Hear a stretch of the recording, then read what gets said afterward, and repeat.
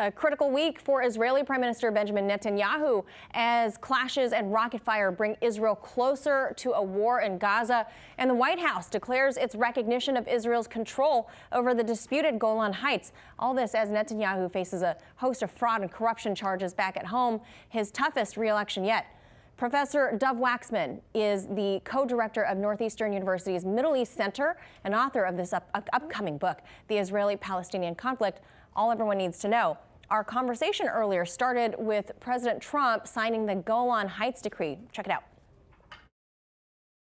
The president doesn't have the ability to unilaterally change international law or to, in fact, legitimize Israel's occupation of the Golan Heights. In the days after President Trump's tweet, in fact, the international community, the European Union, the United Nations, reiterated the fact that under international law, the Golan Heights remains occupied territory. So President Trump's declaration can't change that legal reality.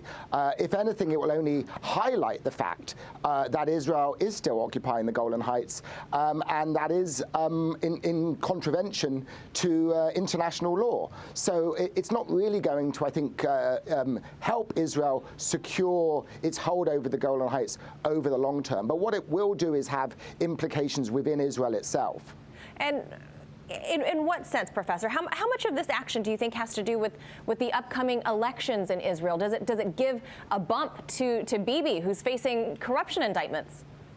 Well, certainly I think the timing of this declaration is completely related to the upcoming Israeli election and Netanyahu's, political troubles and legal troubles. And it's really a very blatant attempt, I think, by President Trump and his administration to help get Bibi re-elected.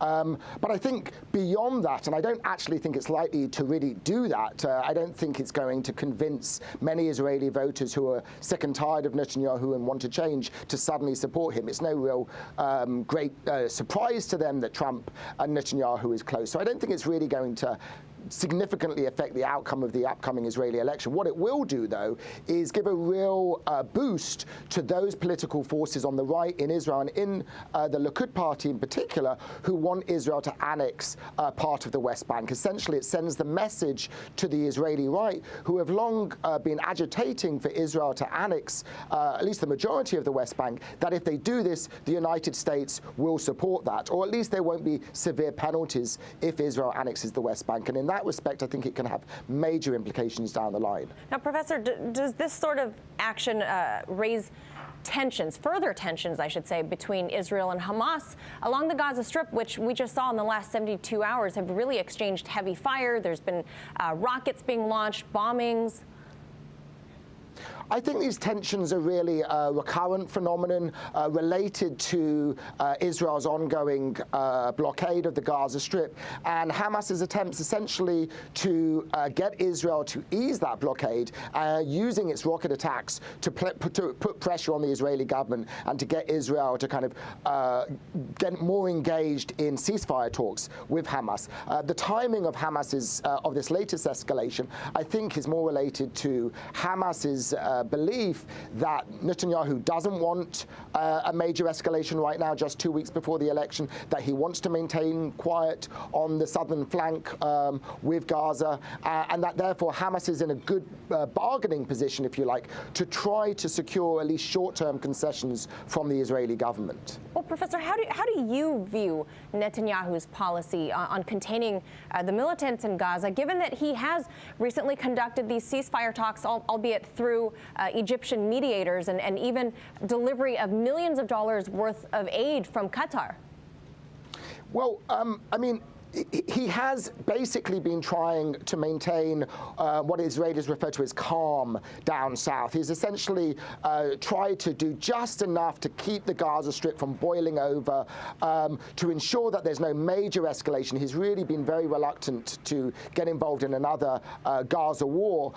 So he's done just enough to kind of try to ensure quiet, but he hasn't done enough to really resolve the ongoing humanitarian plight of Gaza's roughly 2 million inhabitants civilians. And so in a sense, the problem of Gaza, whether it be Hamas's rule over the Gaza Strip or the suffering of its residents, remains. And Netanyahu hasn't really done anything about that. And Netanyahu's failure to really improve Israel's situation or the situation of Gazans is going to be something, I think, now that these rocket attacks has taken place, that's going to become part of the election campaign. And that's not going to help Netanyahu. It might, though, help those to his right who are criticizing Netanyahu for being too soft with regards to Hamas. And lastly, Professor, is the chance for a two-state solution, is that diminished now?